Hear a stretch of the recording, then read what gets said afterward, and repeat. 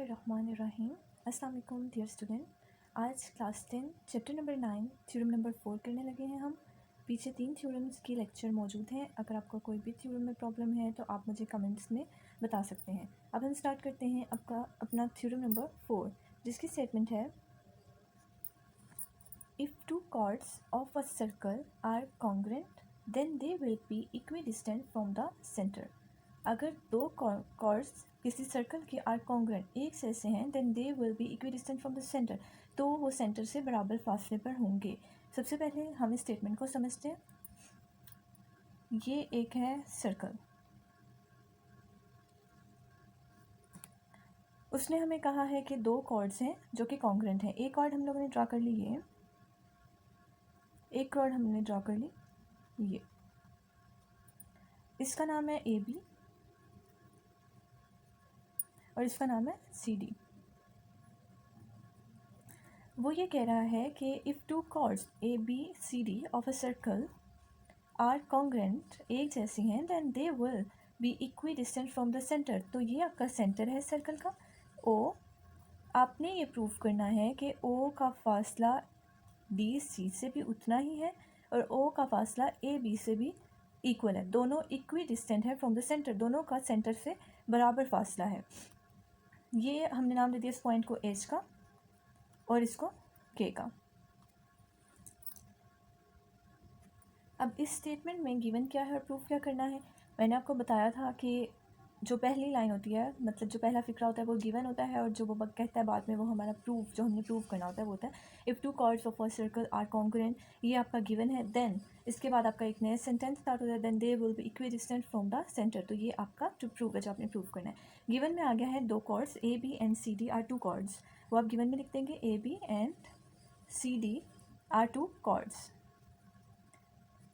अगर हम अपने पिछले थ्योरम नंबर 3 को रिवाइज करें तो थ्योरम नंबर 3 में हमारे पास था कि अगर हम लोगों के पास कोई भी मिड पॉइंट है तो उसका सेंटर से उसका फासला जो है वो हमारे पास सेंटर से कोई भी लाइन जो है कॉर्ड के ऊपर ड्रा की जाए तो वो 90 डिग्री का एंगल बनाती है। तो ये हमारे पास एच जो है वो इसका मिड पॉइंट है। हम लोगों ने ओ एच जो है यहाँ से ये इसके ऊपर 90 डिग्री का एंगल बनाएगा। इसी तरह के हमारा मिड पॉइंट है तो ओ के जो है वो यहाँ 90 डिग्री का एंगल बनाएगा। तो ये भी इसके ऊपर परपेंडिकुलर है, ए बी के ऊपर ओ एच परपेंडिकुलर है और सी डी के ऊपर ओ के परपेंडिकुलर है। तो ये हम लोगों ने पिछले थ्योरम नंबर 3 को यूज़ करते हुए अपनी ये स्टेटमेंट लिखी है, जो कि हमें गिवन में ही है कि A B and C D आपके पास अगर दो कॉर्ड्स हैं तो कॉर्ड के ऊपर आपका जो सेंटर है वो 90 डिग्री का एंगल बनाता है। तो A B and C D two chords ले लिए और हम लोग का गिवन में आ गया ओ एच, और ओ एच परपेंडिकुलर है ए बी पर,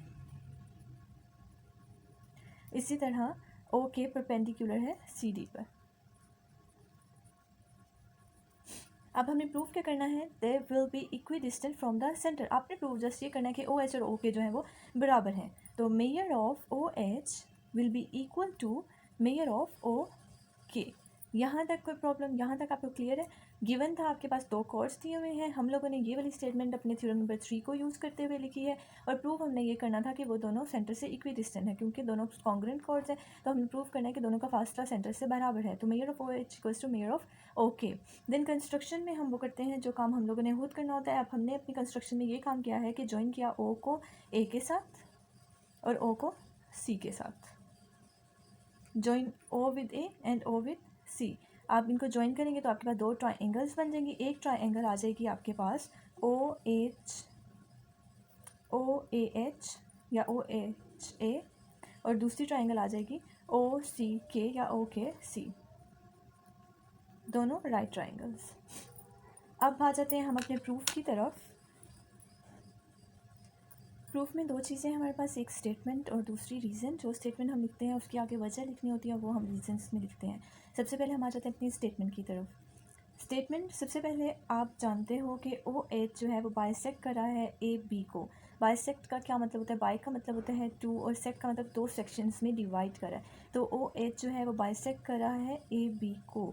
तो क्यों बाइसेक्ट कर रहा है, क्योंकि आपने पिछले थ्योरम में प्रूव किया था ये बात कि अगर ये इसके ऊपर 90 डिग्री का एंगल बना रहा है तो ए बी को वो बाइसेक्ट कर रहा है, या अगर वो बाइसेक्ट कर रहा है तो उसके ऊपर 90 डिग्री का एंगल बना रहा है। ये दो थ्योरम आपने पढ़े थे। तो यहाँ पर आपने कहा है, आपको गिवन है कि ओ एच परपेंडिकुलर है ए बी के ऊपर। तो अगर ये इसके ऊपर परपेंडिकुलर है तो ये ज़ाहिरी सी बात है ए बी को बाइसेक्ट कर रहा है बाय थ्योरम नंबर 3। तो ओ एच बाइसेक्ट कर रहा है कॉर्ड ए बी को। ये हमने क्यों कहा है? क्योंकि ओ एच ए बी के ऊपर परपेंडिकुलर है। O H is perpendicular on A B. और ये चीज़ हमने कहाँ पढ़ी है? अगर ओ एच बाइसेक्ट कर रहा है कॉर्ड ए बी को तो ओ एच परपेंडिकुलर होगा ए बी के ऊपर। ये हम लोगों ने स्टेटमेंट पढ़ी है थ्योरम नंबर 3 में। तो हम यहाँ पर मेंशन कर देंगे थ्योरम नंबर 3, या फिर आप एग्ज़ाम में अगर लिखेंगे तो आप यहाँ ये नहीं लिखेंगे कि बाय थ्योरम नंबर 3, यहाँ पे आप उस थ्योरम की स्टेटमेंट लिखेंगे जो थ्योरम की स्टेटमेंट है। और वो थ्योरम की स्टेटमेंट क्या थी? Perpendicular from the centre of a circle on a cord bisect it. ये थ्योरम नंबर 3 की स्टेटमेंट थी जो आप इसकी जगह पे लिखेंगे अपने एग्ज़ाम में। ये क्लियर हो गया पॉइंट? अगर ओ एच ए बी को बाइसेक्ट कर रहा है तो ज़ाहिरी बात है कि ओ एच ए बी के ऊपर 90 डिग्री का एंगल बना रहा है, मतलब वो इसके ऊपर परपेंडिकुलर है। ये क्लियर है? नेक्स्ट, अब आप इसको देखते हुए ये कहेंगे क्योंकि ओ एच बाइसेक्ट कर रहा है कॉर्ड ए बी को, ओ एच ए बी को दो हिस्सों में डिवाइड कर रहा है, तो जितनी लेंथ ए बी की है ए एच और एच बी दोनों को मिला के आपके पास बन रहा है ए बी, राइट? तो आप यूँ लिख सकते हो कि A H measure of A H is equals to 1/2 of measure of A B. ये स्टेटमेंट कैसे लिखी है? पूरी जो लेंथ आपके पास ए बी की है वो दो ए एच को मिला के बनती है, मतलब जो ए एच की लेंथ है वही एच बी की भी है। तो आप कह सकते हो ए एच और एच बी दोनों बराबर हैं। अगर बराबर हैं तो आप कह सकते हो ये 2 टाइम्स ऑफ ए एच के इक्वल है। तो पूरा A B half of A H के इक्वल है। ये आप कह सकते हैं ना, पूरा जो पूरा जो ए एच है वो हाफ ऑफ ए बी की लेंथ को हाफ कर देंगे तो वो इक्वल आएगा ए एच के। क्लियर?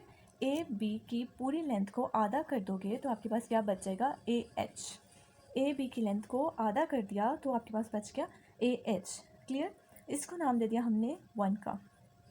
सिमिलरली आप दूसरी कॉर्ड के बारे में बात करते हैं कि ओ के जो है बाइसेक्ट कर रहा है कॉर्ड सी डी को। बाइसेक्ट कॉर्ड सी डी, क्योंकि ओ के परपेंडिकुलर है सी डी पे। ये भी आप कौन सी स्टेटमेंट को मद्देनजर रखते हुए कह रहे हैं? थ्योरम नंबर 3 की स्टेटमेंट को। सिमिलरली तो आप यहाँ पर भी ये कह सकते हो कि एक सी के इक्वल है हाफ ऑफ सी डी के। सी डी को आधा कर देंगे तो हमारे पास क्या रह जाएगा? सी के। तो measure of C K is equals to half of measure of C D. ये आगे स्टेटमेंट नंबर 2। ये क्लियर है आपका?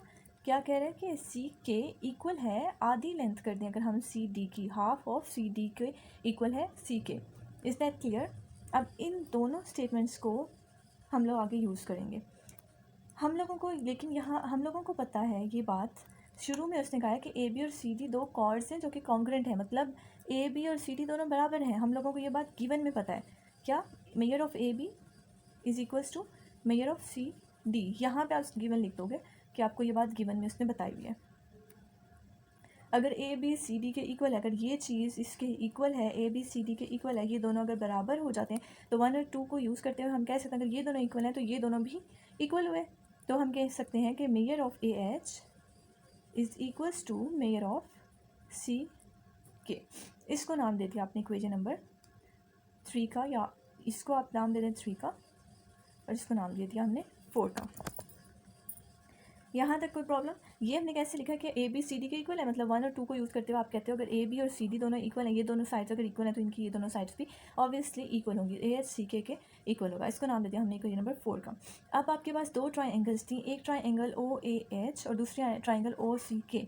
इन दोनों ट्राइंगल्स को हम लोग यूज़ करेंगे और मैंने आपको बताया था अगर हम कोई सी भी 3 चीज़ें जो हैं वो इक्वल प्रूफ कर देते हैं दो ट्राइंगल्स की तो हम कहते हैं कि वो दोनों ट्राइंगल्स कॉन्ग्रुएंट हैं। और अगर दो ट्राइंगल्स हम कॉन्ग्रुएंट प्रूव कर देंगे तो उनकी 6 की 6 जो 3 साइड्स और 3 एंगल्स जो हैं वो सिमिलर होते हैं। तो अब हम लोग इन दोनों ट्राइंगल्स को उठा रहे हैं और हम इनकी 3 कोई सी चीज़ें जो है वो हम लोगों ने बतानी है कि ये जो हैं वो एक दूसरे के इक्वल हैं। तो दो ट्राइंगल्स हम लोग लेते हैं। एक ट्राइंगल हमने ले ली O A H, triangle O A H, और दूसरी ट्राइंगल हम लोगों ने ले ली ट्राइंगल ओ सी के। क्लियर? अब ओ ए एच और ओ सी के ये दो ट्राइंगल्स हैं हमारे पास।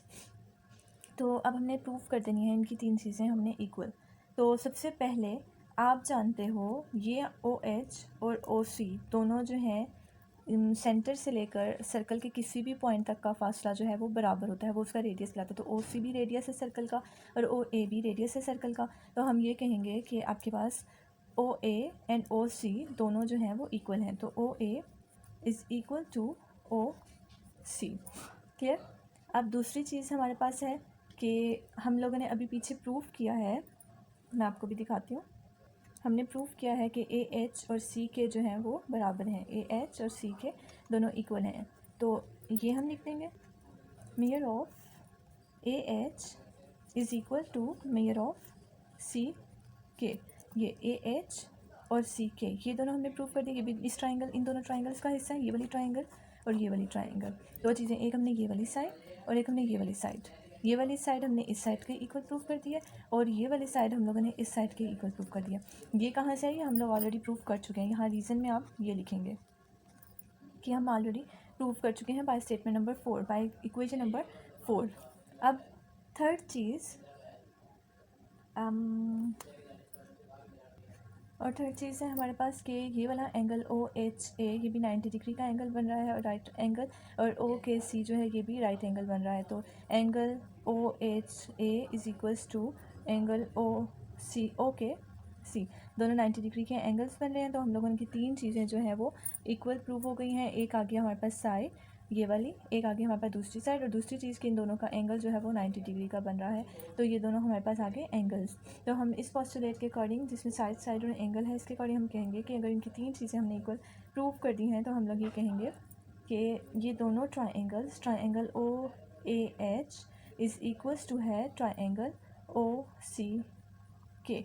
अगर ये दोनों ट्राइंगल्स कॉन्ग्रेंट हैं एक दूसरे के, दोनों ट्राइंगल्स कॉन्ग्रेंट होने का मतलब ये होता है कि इनकी छः की छः चीज़ें, मतलब तीन एंगल्स और तीन साइड्स एक दूसरे के इक्वल हैं। तो हम इसके अकॉर्डिंग कह सकते हैं, जो कि हमने प्रूव करना था, कि इनकी ये वाली साइड ओ एच और दूसरी वाली की ये साइड ओ के, ये दोनों ट्राइंगल्स जो हैं इन दोनों की ये दोनों साइड्स भी एक दूसरे के इक्वल हैं। तो measure of O H is equals to measure of O K, जो कि हम लोगों ने प्रूव करना था कि measure of O H equal है मेजर ऑफ ओ के।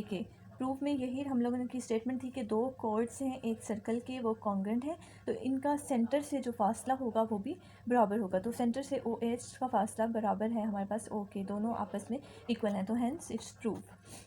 पूरे थ्योरम में कोई चीज़ अगर आपको क्लियर नहीं हुई तो आप कमेंट्स से मुझसे पूछ सकते हैं, I will clear it more clear.